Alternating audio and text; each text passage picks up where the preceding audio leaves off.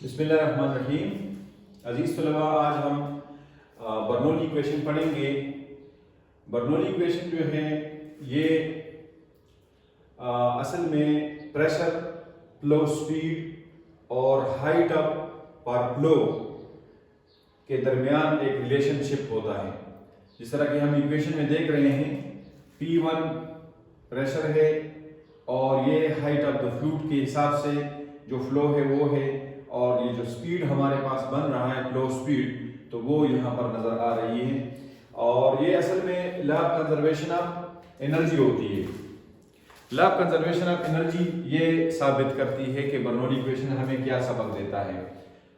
हम एक पाइप को कंसिडर कर लेते हैं जिसकी क्रॉस सेक्शनल एरिया डिफरेंट है, और इसके अंदर आइडियल फ्लूइड जो है वो फ्लो कर रही है, जो कि नॉन कंप्रेसिव, नॉन विस्कस और इनकंप्रेसिबल होता है।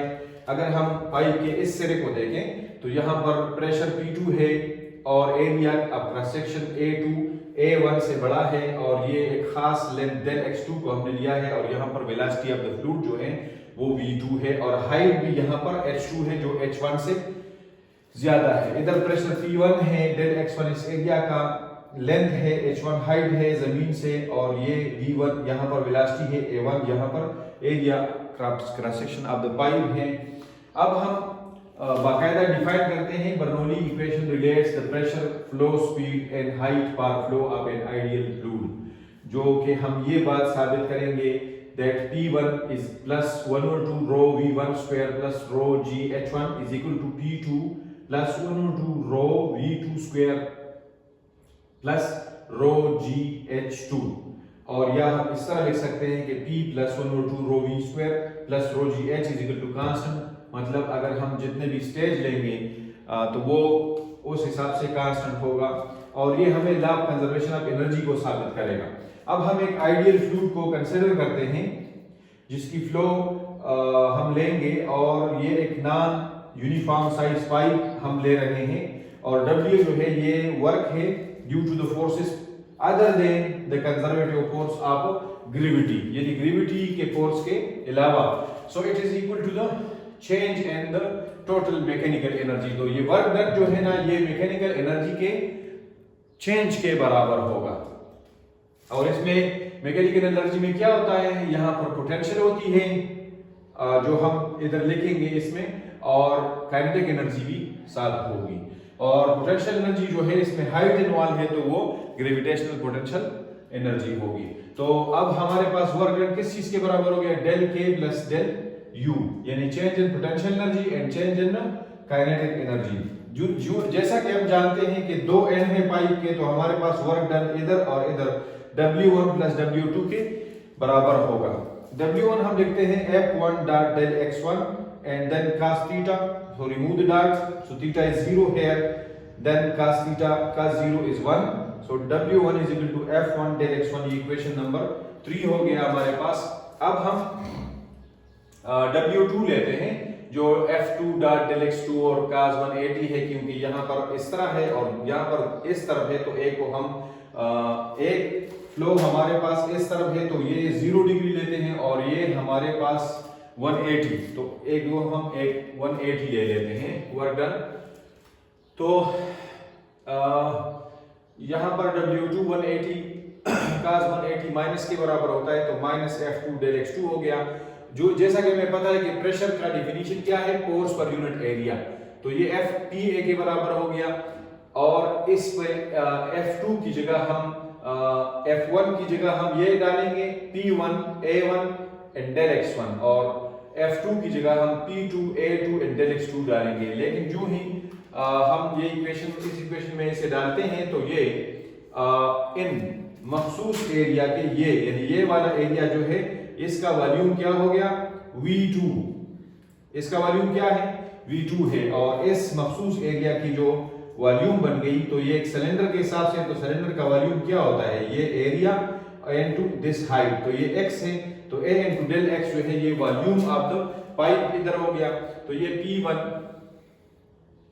और P1 del V1 and P2 del V2 इधर हो गया। अब हमें चूंकि पता है कि डेंसिटी किस चीज के बराबर होती है, ये मास पर यूनिट वॉल्यूम के बराबर होती है, और इसे हम इस तरह भी लिख सकते हैं कि volume is equal to del M over rho.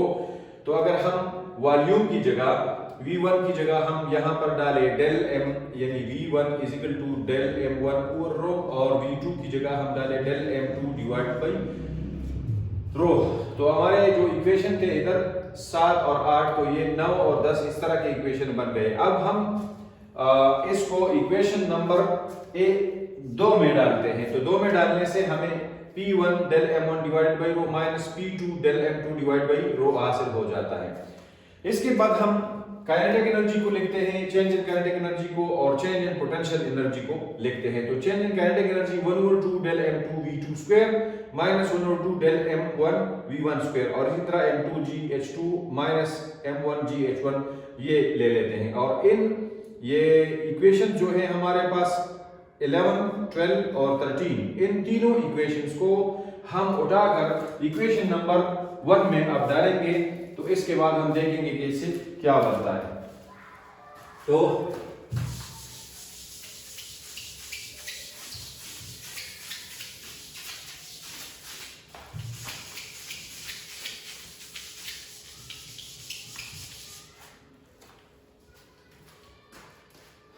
तो हम ये लिख लेते हैं W is equal to del K plus del W।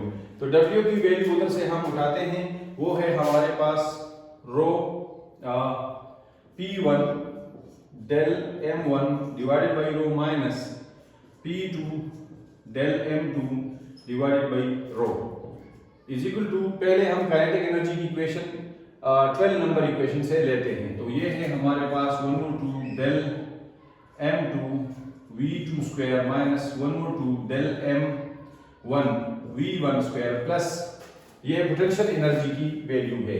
तो इसको हम लिखते हैं del M2 GH2 and minus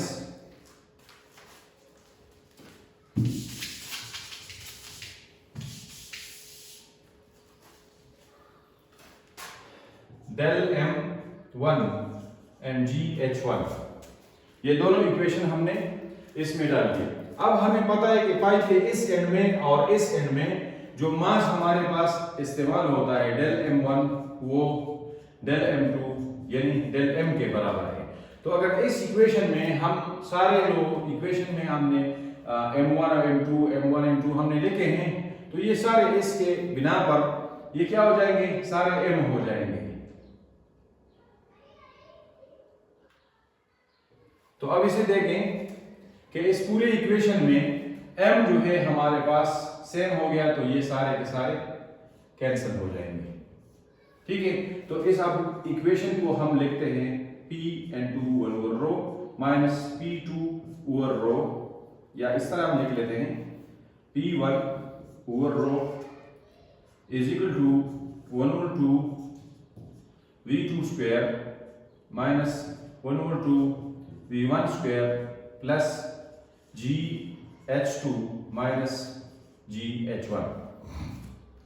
अब अगर हम इस तरह करें कि ये P1 वाला वैल्यू है और इधर 1/2 V1 है और ये GH1 है, तो इन सब को इस तरफ लाते हैं। तो ये हमारे पास हो गया P over rho plus 1/2 V1 square, ये इधर आ गया। ठीक है, और ये भी इधर आ गया, तो ये भी प्लस हो गया GH1, और इसको इस तरफ लाते हैं। तो ये हमारे पास होगा P2 over rho plus 1/2 V2 square plus GH2, ये हो गया हमारे पास। तो अब रो को, पूरे इक्वेशन को रो से मल्टीप्लाई कर लेते हैं, यहां पर भी और यहां पर भी रो से मल्टीप्लाई कर देते हैं।